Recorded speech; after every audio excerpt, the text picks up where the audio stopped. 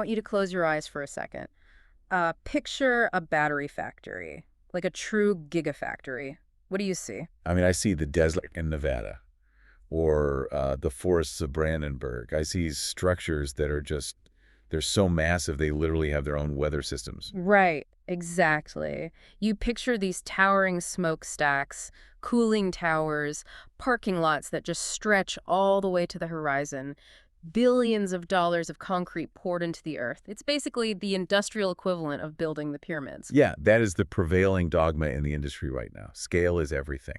If you weren't spending, $5 billion, you aren't even playing the game. Exactly. Now, keep your eyes closed. Imagine I take that massive image and I shrink it. I just shrink it down until it fits inside a room the size of a tennis court. Okay. And then I tell you that this room, this single, unassuming room, can print the world's most advanced battery, not build it with massive ovens and toxic chemicals, but print it like a morning newspaper. It sounds like science fiction. Or honestly, to be a bit more cynical, it sounds like a scam. Yeah, it really does. But that is the central claim we are dissecting today. The idea that the future of energy isn't a city-sized complex, but a machine you could realistically fit in the back of a duty-free shop. Welcome back to the deep dive. This is part 3 of our investigation into Donut Lab and the whole nanopaste battery situation. And if you are just joining us, well, you have missed quite a ride. Let me just give you the 30-second catch-up so we're all on the same page. Good idea. In part 1, we looked at the physics. We analyzed a highly technical report from VTT, that's the Finnish National Research Center, and we confirmed that, yes, this battery charges incredibly fast. The data is real. Yeah, it wasn't a computer simulation. It was a physical cell on a test bench, and it actually performed. Right. Then in part 2, we went full corporate detective. We mapped out this wild web of shell companies, a 35-year trail of patents, and tracked it all back to a mysterious German inventor. We basically moved from the lab to the boardroom. And today we are heading straight to the factory floor. We are done looking at spreadsheets and corporate registries. We're looking at hardware today because at the end of the day, you cannot drive a patent, right? You have to build the physical thing.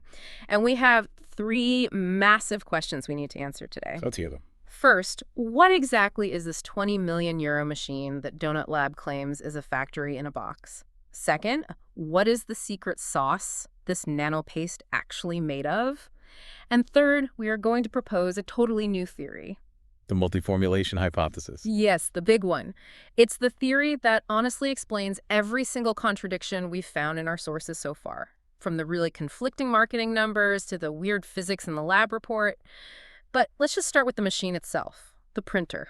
Right. So to understand the printer, you really have to understand the underlying business model. And this is where I think most people get completely confused because they are looking for a standard automotive or battery manufacturer. They're looking for a Ford or a Toyota. Yeah. But this is the Hewlett-Packard model. Okay, let's unpack that analogy for a second. So HP sells me a printer, and then they sell me the ink. Exactly. And if I go and write the next great American novel using their printer, that's my creation. HP doesn't get a royalty on my book sales, but they sure as hell made a lot of money on the ink cartridges I had to buy to print the draft. Precisely. In this scenario, the German parent company we identified in part 2, CT Coating, they're HP. CT Coating is not a battery manufacturer. They do not want to make batteries. They just want to sell the picks and shovels. Yes, they are a licensor. They sell the hardware, which they call the Hylomatrix production line, and they completely control the supply of the ink, which is the nanopaste.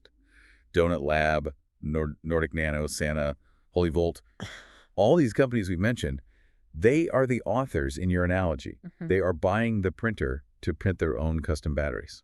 So when you see all these different companies popping up online with similar claims, they aren't competitors in the traditional sense at all. They are more like franchisees. In a way, yes. They're all utilizing the exact same underlying platform. But here is where I get really stuck on the numbers. Donut Lab and the other licensees, they openly talk about this production line costing 20 million euros. Yeah, it's a huge number. That is a serious chunk of change. But we did some digging into the supply chain to see what you actually get for 20 million, and the math, well, it just didn't add up at all. It's a massive discrepancy, and it actually reveals their entire corporate strategy. Because we know CT Coating is a tiny operation. They have, what, a handful of employees on LinkedIn? Yeah, maybe 4 or 5 people total. Right, so they aren't welding steel frames in a massive industrial warehouse. So who actually builds the machines? We went hunting. We looked for mechanical subcontractors in their region of Germany, and we found a company called Lambotech GmbH. Lambotech. I'm sorry, but that sounds like a sketchy auto shop where I'd go to get an oversized spoiler put on a Honda Civic. It really does have that ring to it. Oh. But they are actually a highly specialized precision machine shop located in Neuwied, Germany. And get this, they are literally neighbors with CT coating. Like down the street? I mean, right down the street. It's the same industrial park. We found a photograph of a machine sitting on the Lambotech premises. And we compared it side by side to the 3D marketing renders of the Holyvolt battery line, Holyvolt being one of the other licensees. And what did you see? It's a perfect match. Wow. And I don't just mean a looks kind of similar match. I mean the specific bolt patterns on the floor mounts, the extruded aluminum chassis, the black control cabinet placement, the glass enclosed processing chamber, the exact model of the robotic arms inside. It is the exact same machine. So we have a visual photographic confirmation of the hardware in the real world. So what are we actually looking at? Is it some kind of crazy alien monolith? No, and that's honestly the key to the whole thing. It's modular. It looks like a series of maybe 5 to 8 interconnected workstations. Honestly, it looks like a giant industrial Lego set. You have one station for screen printing, the next station is for UV curing, then a station for CNC cutting and stacking. It's highly advanced, but it is standard industrial automation. So if I wanted to be a rogue engineer, could I just build this myself? Could I just go buy the parts off the shelf? You absolutely could. We actually broke down the bill of materials for you. Let's look at it. A high-end industrial screen printer. You go to a specialized company like Kowadama or EKRA in Germany. That's going to run you maybe $200,000 to $500,000 for a top-tier micron-precise unit. Okay, $500,000 top. Then you need a UV curing system. Basically a high-powered industrial tanning bed for curing chemicals. That's maybe another $100,000. Then you need the robotic arms to move the substrate standard QKA or ABB bots, maybe 50 grand each. I'm doing mental math here. Even if you buy the absolute gold-plated top-of-the-line components for every single station. You're looking at a total hardware cost of somewhere between $1.2 million and $3.5 million, maximum. And honestly, that $3.5 million estimate might be overly generous. Wait, stop. You just said the advertised price tag is 20 million euros. If the physical hardware only costs 3 million tops, where's the other 17 million going? That 17 million is the ticket to ride. You aren't paying for the folded metal and the plexiglass. You are paying for the intellectual property. You are paying for the recipe. And most importantly, you are paying for the legal license that allows you to buy the nanopaste ink. It's an astronomical markup, but that is the leverage CT coating holds. They are selling you the process, not the mechanical parts. That is wild, but it totally explains how a company with a handful of registered employees can claim to sell a factory. They aren't building a factory at all. They are basically brokering an assembly design and collecting a massive licensing fee on top of it. Exactly. Lambotech builds the physical machine, ships it out, and CT coating collects a massive check just for the intellectual property rights. Okay, so now let's talk about where this machine actually ends up. We know Donut Lab is located in Finland. We've heard these persistent rumors in the sources about a specific facility in a town called Imatra. And this brings us to one of my absolute favorite parts of this entire investigation, the Laplandia theory. This is fascinating because it completely upends the traditional idea of what a battery factory physically needs to be. So set the scene for us. Paint the picture of Imatra. Sure. Imatra is a town situated right on the border between Finland and Russia. Historically, before recent events, there was a massive amount of cross-border trade there. There was this enormous duty-free shopping complex called Laplandia Market. We're talking over 40,000 square feet of retail space. Just a massive big box store. A giant supermarket. They sold tax-free vodka, bulk chocolate, cheese, random household goods to tourists coming over the border. But in 2023, Finland officially closed the eastern border due to the geopolitical situation. The tourist traffic vanished overnight. Right. The shop obviously closed down, and the building just sat there totally empty. And a big, empty commercial retail building in a sealed-off border town is probably incredibly cheap real estate. Exactly. They practically give it away. And here is why this specific detail matters so much. If you were building a traditional lithium-ion battery factory, a standard gigafactory, you could not put it inside an old duty-free shop. It would be physically impossible. Why? What does a gigafactory need that a giant supermarket doesn't have? Basically everything. First off, you need massive dry rooms. Traditional lithium manufacturing uses materials that react violently with moisture in the air. Like catch on fire violently. Exactly. So you need to control the ambient humidity in the factory to less than 1%. Doing that at scale requires HVAC systems that are the size of houses. Then you have the solvent issue. The standard industry process uses a chemical called NMPN-methyl-2-pyrrolidone. Catchy name. Right. It's highly toxic and it's extremely flammable. You need massive chemical scrubbers and solvent recovery towers built into the roof to make sure you don't accidentally poison the surrounding neighborhood or blow the place up. So you literally need a specialized chemical plant. You need a chemical plant inside a sealed bunker. And then you need drying ovens that are sometimes 50 meters long just to bake that toxic solvent out of the electrodes. And you need heavy industrial power grid connections just to run those massive ovens. You simply cannot plug that kind of infrastructure into a suburban strip mall. But the Hylomatrix line from CT Coating. It operates entirely at ambient room temperature. There is no NMP solvent used anywhere, so you don't need any toxic recovery systems or scrubbers. There are absolutely no massive drying ovens because they use targeted UV light to cure the paste instantly. It's essentially just a very advanced, very precise printing shop.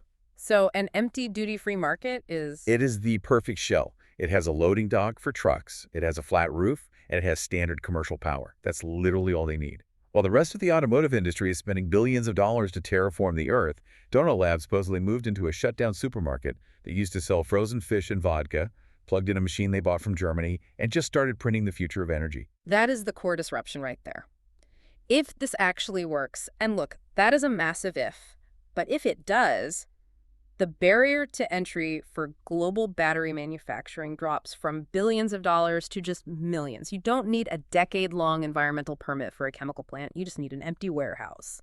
It completely decentralizes manufacturing.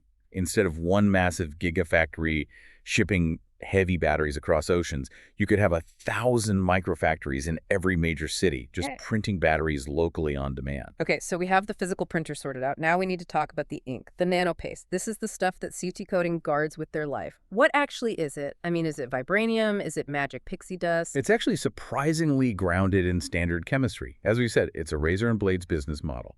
CT Coating sells the printer once for a big payday, but they sell the paste forever. That's the recurring revenue stream. But chemically speaking, it's not magic at all. Don't tell me it's just regular old battery stuff. It is mostly regular battery stuff. The active ingredients are completely standard. We are highly likely looking at NMC powder, that's nickel manganese cobalt for the cathode, and standard graphite or carbon for the anode. The magic isn't the active material powder, the magic is the binder. The glue holding the powder together? Right. In a normal battery factory, you mix that active powder with a liquid solvent to make a wet slurry.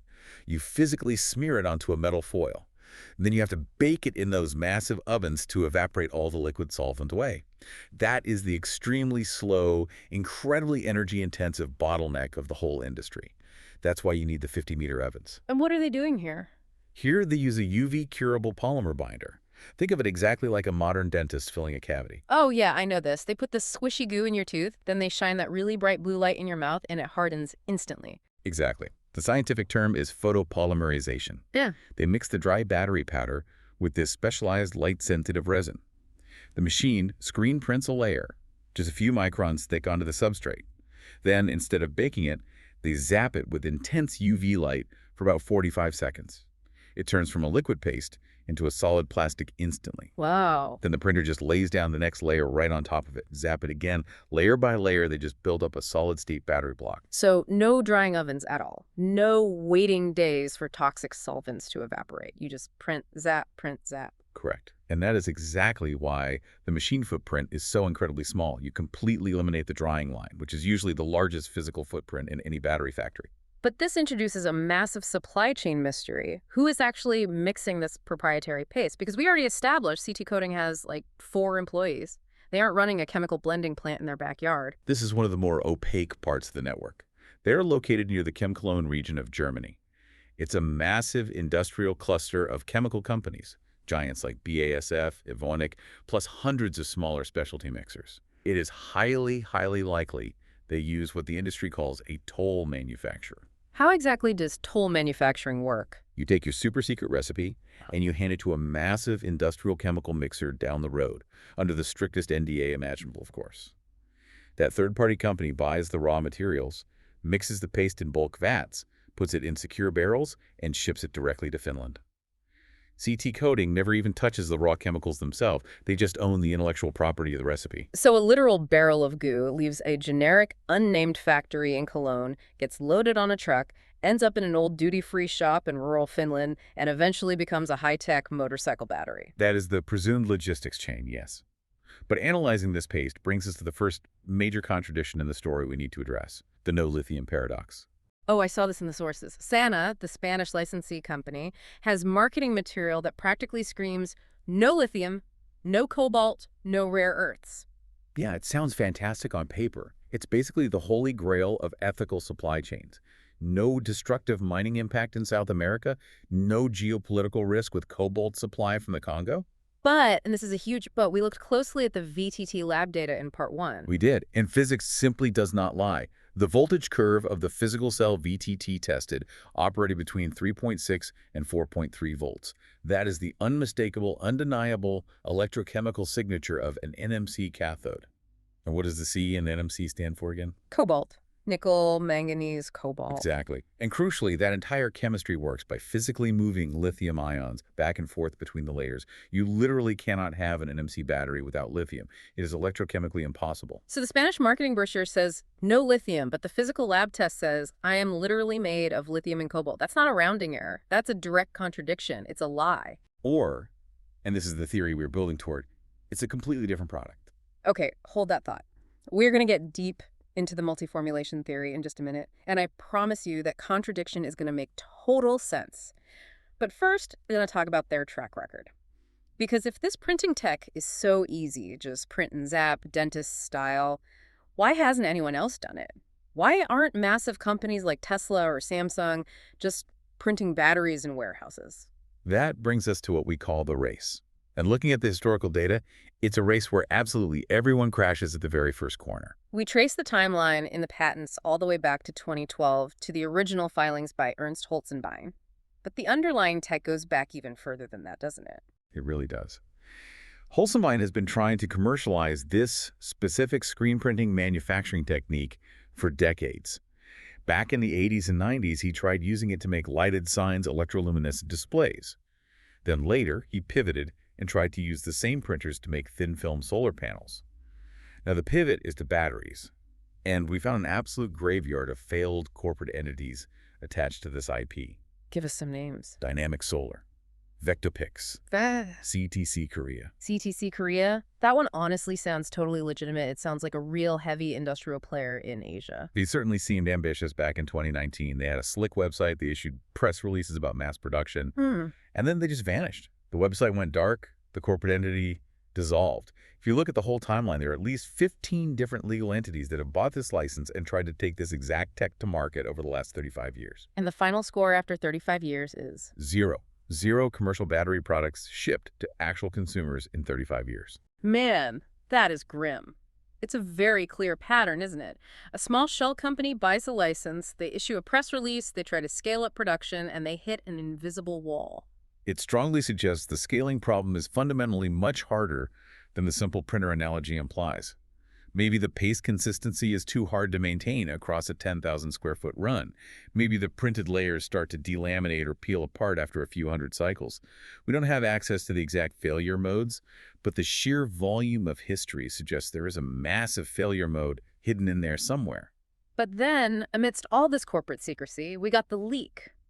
The Reddit AMA. Oh, this was incredible. It was wild. Javier Celdran-Cool, the guy running Sana over in Spain, just goes rogue on Reddit for 3 hours. He spills the beans on everything and then panics and deletes the entire thread. But the internet never forgets. Someone archived it. That leak was the absolute smoking gun for the network structure we outlined. He openly confirmed that CT Coating is the parent company providing the equipment. He admitted that Sana is essentially just a regional distributor for the hardware. But the most damaging admission by far was about the actual energy density of the cells. Right, he basically admitted the numbers on the website were cooked. Well, maybe not cooked, but heavily, let's call it selectively curated. Yeah. He admitted on Reddit that their actual early test cells were hitting around 300 watt-hours per kilogram. Now, you have to remember, the glossy marketing brochures claim 450. Look, 300 is still really good. It's better than most standard EVs on the road today, but 300 is definitely not 450. Exactly. It's the difference between a great battery and an impossible miracle battery. And he admitted something else in that AMA that was very strange from a physics perspective. He admitted that the chart showing the battery's capacity actually increasing after 100 charge cycles, which completely breaks the laws of thermodynamics in most engineers' eyes, was real data from their internal tests. Wait, increasing, like the battery gets younger and holds more juice the more you use it? In certain highly specific chemistries, yes, that can happen. It's known in the literature as an activation phase.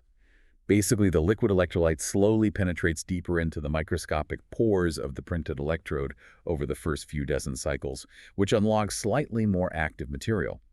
But for a standard lithium-ion battery, that's very rare to see on a chart.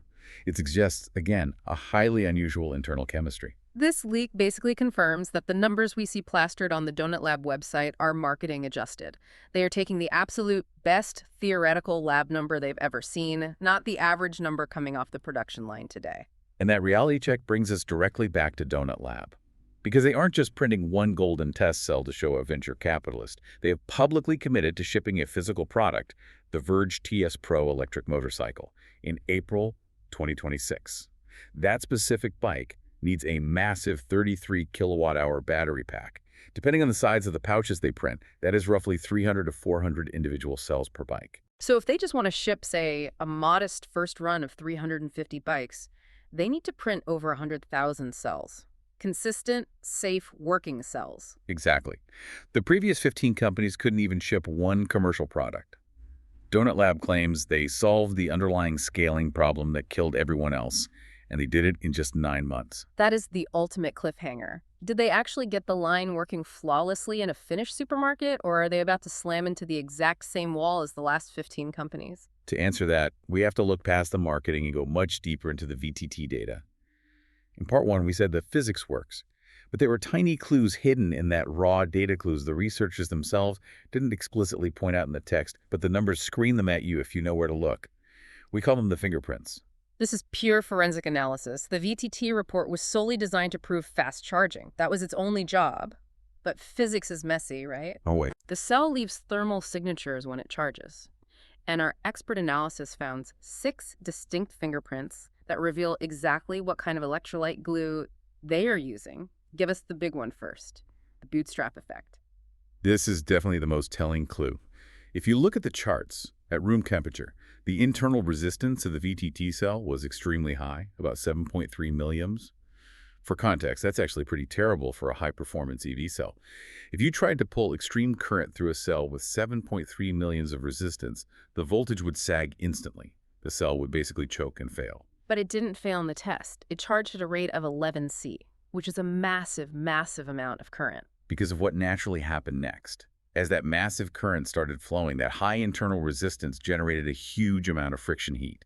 The physical cell quickly warmed up, and as it warmed up, the internal resistance suddenly dropped like a stone all the way down to a super efficient 2 milliamps. So the heat actually helped it. The heat was completely essential for it to work. This is the bootstrap. The cell uses its own internal waste heat to essentially wake itself up and become efficient. And this behavior is the classic, undeniable signature of a polymer-based electrolyte. Explain that for us. Why does a polymer battery like getting hot? Think of polymers just as plastics. At standard room temperature, the microscopic polymer chains are stiff and rigid. They do not let the lithium ions pass through them easily. It's basically like trying to sprint through a swimming pool filled with cold molasses. But when you heat that plastic up to, say, 60 or 70 degrees Celsius, the polymer physically softens. The chains loosen up and start vibrating. The ions can suddenly flow freely. The cold molasses turns into warm water. So in this specific case, hot is good. Hot is absolutely necessary. We saw this reflected in the charging efficiency data, too. The test run, where the cell got the hottest, up to around 62 degrees Celsius, was actually measurably more efficient than the test where they actively tried to keep it cool. That is totally inverted behavior. A normal liquid lithium battery hates heat. Heat degrades it. Heat causes fires. But this specific battery loves it. And there's a weird detail about the safety cutoff, right? Yes. The VTT engineers set the hard safety cutoff at 90 degrees Celsius. For a battery that is heavily marketed as safe, solid-state, and non-flammable, 90 degrees is surprisingly low. If this were a true ceramic solid-state cell, you'd expect it to handle way higher temps like 150 degrees easily. Yeah. But for a polymer, it makes perfect sense. Why? Because if you get a polymer plastic too hot, say, creeping over 100 degrees, it can physically start to melt or structurally degrade. So 90°C is the exact conservative safety limit an engineer would set if they knew they were testing a heat-sensitive polymer system. And what about the discharge data, or rather the complete lack of discharge data? Right, VTT only tested how fast the cell could charge. They explicitly did not do a high-speed discharge test from a cold start. Why? Because if you jump on that motorcycle in the morning and immediately try to pull massive power from that cell when it's cold, that 7.3 million resistance is going to completely kill your performance. The bike would feel incredibly sluggish for the first few miles until the battery naturally warms up. So the forensic verdict is in. It's definitively a UV-cured polymer composite electrolyte. The fingerprints are totally conclusive. It's a well-known class of material in academia. It perfectly explains the manufacturing technique, the UV curing. It perfectly explains the thermal data, and it perfectly explains the resistance curves. But wait, if it's a known academic material, why is literally nobody else using it in cars? Why aren't massive giants like Tesla or CATL printing polymer batteries today? Because, historically, polymers have a fatal weakness. As we just discussed, they are sleepy at room temperature. You have to actively keep them warm. There's actually a real-world example of this. The Bolloré Blue Bus in Paris uses a massive polymer solid-state battery, but it has an internal heater that has to run constantly to keep the battery at 60 degrees. If you turn the heater off and let the bus cool down, it physically stops working. That seems like a pretty massive problem for a sleek electric motorcycle parked outside in Finland in the middle of January. It is a massive engineering challenge. Unless, and this is a big unless, the incredibly fast charging and the high-power discharge from the motor naturally generate enough internal waste heat to just keep the battery constantly hovering in that Goldilocks zone. It's a very clever, high-risk engineering gamble. You are purposefully using the cold inefficiency of the cell to generate the heat needed to make it efficient. Okay, so we know exactly what the physical cell is, a polymer battery. But this brilliant deduction leads us right into the biggest contradiction of the entire investigation, the battery trilemma. You've brought this up to me before, the idea that in battery physics, you simply cannot have everything. It's the iron law of battery chemistry. Yeah. You have three corners of a triangle. High energy, which gives you range, high power, which gives you fast charging and acceleration, and long cycle life, which means it lasts for years. The rule is you can only pick two. Choose wisely. Exactly. If you want a battery with high energy and high power, the aggressive chemistry is going to sacrifice cycle life. It'll degrade fast. If you want high energy and long life, you have to sacrifice power. It'll charge super slowly. But Donut Lab claims all three on their spec sheet. 400 watt-hours per kilogram for energy, 11C charging for power, and an astonishing 100,000 cycles for life. And that is physically impossible. Impossible. With a single cell chemistry, absolutely yes. It violates the basic physics of the materials. We know they are using an NMC cathode based on the VTT voltage data. An NMC crystal structure simply cannot physically survive 100,000 deep charge cycles. The microscopic structure expands and contracts every time you charge it. After maybe 3,000, or at best 5,000 cycles, it literally crumbles apart. It physically cannot do what they claim. So are you saying they're just blatantly lying? Actually, no. I don't think they're lying at all. I think they are just cleverly omitting a crucial structural detail. And this brings us to part 5, the multi-formulation hypothesis. This was the absolute aha moment for us. Lay it out. Think about the HP printer analogy again. If I have a high-end color printer sitting on my desk, I can load glossy paper and print a beautiful, vibrant photograph. No. Or I can load standard paper and print a boring black and white text document. It's the exact same machine, but it produces a completely different output based on what ink and paper I feed it. What if Donut Lab isn't describing one miraculous super battery? What if their marketing materials are actually describing the entire menu of the printer's capabilities? Oh, wow. So 400 kg is just one item you can order off the menu, and 100,000 cycles is a completely different item on a different page. Exactly. Let's break it down into Formulation A and Formulation B. Formulation A is the motorcycle cell. This is the one that uses that NMC cathode we saw tested in the VTT report. It has high energy, maybe 300 to 350 watt-hours per kilogram. It has the fast charging power, but its cycle life, it's probably going to tap out around 2,000 cycles. which is totally standard for an EV. Okay, that makes sense for a bike. And what is Formulation B? Formulation B is the grid storage cell. This is where that Spanish no-lithium marketing claim suddenly makes sense. For this cell, instead of NMC powder, they load the printer with an organic cathode material, or maybe even a supercapacitor hybrid powder. These alternative materials have terrible energy density, maybe only 100 or 150 watt-hours per kilogram, so they'd be awful in a motorcycle. But because they don't rely on degrading crystal structures, they're practically immortal. They can easily cycle 100,000 times without breaking down. Perfect for a stationary grid battery that cycles every single day for 30 years. So they successfully printed a cell that goes really far, cell A, and they printed a completely different cell that lasts forever, cell B, but they absolutely do not have a single cell that does both. Exactly. But the marketing department, whether it's Donut Lab or Santa or whoever, they basically took the absolute best number from cell A and the absolute best number from cell B, and they just pasted them together onto the exact same glossy spec sheet. That is incredibly cheeky. It's what I call the Frankenstein spec sheet. It's basically like a car dealer selling a truck and putting up a billboard saying, it does 0 to 60 like a Ferrari and it tows like a heavy-duty Peterbilt. But they conveniently forget to mention that you're actually looking at two completely different vehicles parked on the lot. Does this theory actually fit all the messy evidence we found? It fits perfectly. It clears up everything. It explains the no-lithium marketing from Santa, which must be describing Formulation B, while reconciling against the hard VTT NMC data, which is Formulation A. It totally explains the 100,000 cycle claim against the known physical limitations of NMC. And it explains why the cycle life claims kept getting wilder as we move through the network, right? Yes. Nordic Nano was claiming 50,000 cycles. Santa claimed 100,000. Tranquillium, another shell company, claimed 500,000 cycles. They aren't just making up numbers. They might legitimately be testing different printed formulations or highly specialized supercapacitor hybrids that can actually survive that long. Wait, supercapacitors, that's a fundamentally different technology than a chemical battery entirely. Normally, yes. But there was a fascinating academic paper published by KIST in Korea recently. They managed to create a microscopic supercapacitor battery hybrid that hit over 100,000 cycles while maintaining decent energy. But it wasn't a standard battery. The beautiful thing about the Hylomatrix printer is that it can likely print these supercapacitors too. Remember the solar nanopaste that Nordic Nano was talking about? Yeah. That's basically just a printed semiconductor.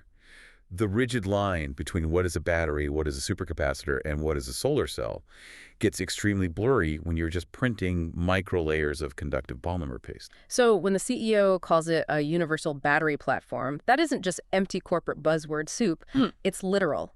The machine is a literal platform that can print whatever chemical formulation you happen to load into the hopper that morning. That is definitely the most charitable and honestly the most scientifically accurate interpretation of all the data.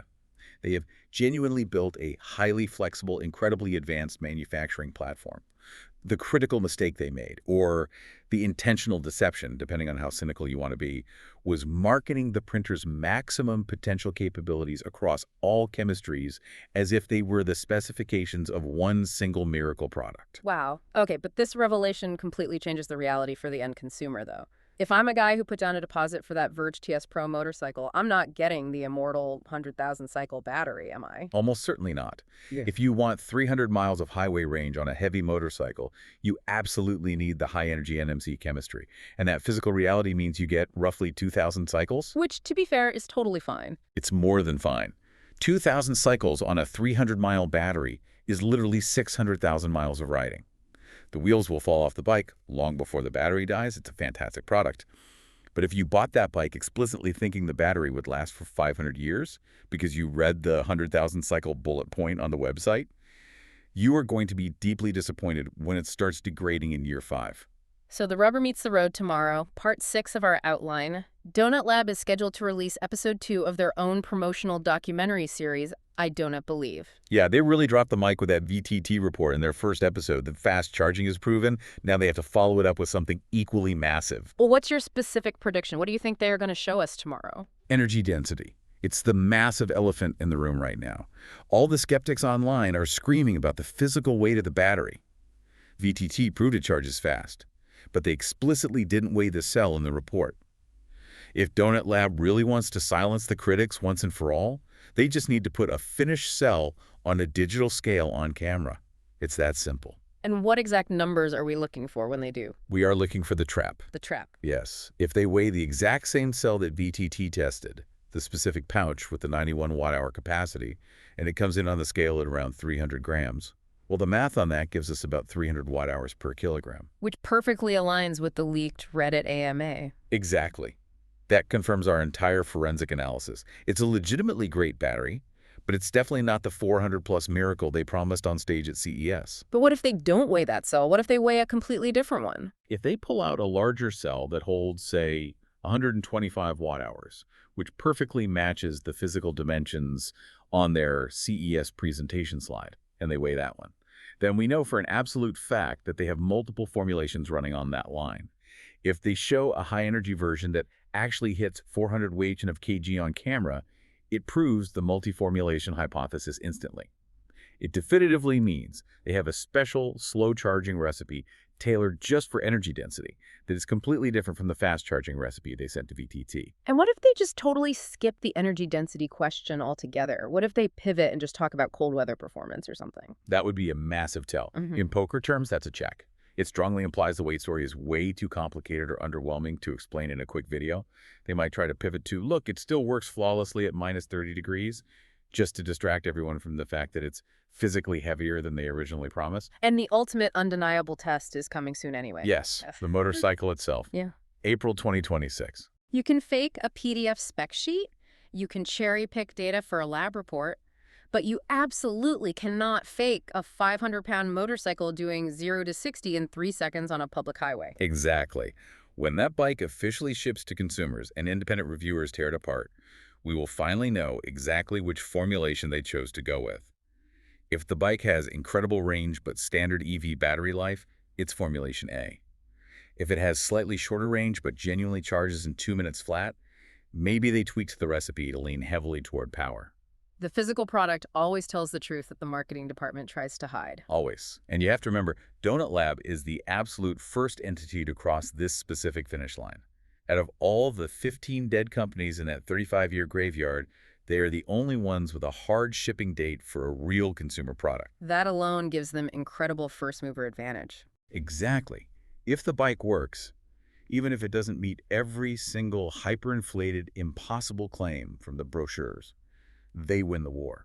They become the de facto platform. All the other licensees out there, Holy Volt, Santa, they're still raising money and building out their warehouses. Donut Lab is actually writing. And if the printer concept actually works at scale, the specific chemical paste inside the bike almost becomes secondary, because next year they can just load a slightly better chemistry into the hopper. The revolution isn't the specific nanopaste itself. The real revolution is the printer. Precisely. If you can print batteries as easily as you print newspapers, you can literally change the headlines every single day. That is a perfect way to put it. All right, that's a wrap for this deep dive. We've gone from the microscopic level of polymer chains all the way to the macroeconomics of abandoned duty-free shops on the Russian border. Here's my final thought for you to chew on before we go. We've spent this entire time asking if this specific battery is real. But maybe we should be asking a much bigger question. What happens to the entire global energy grid if a state-of-the-art battery factory can now fit in the back room of a suburban strip mall?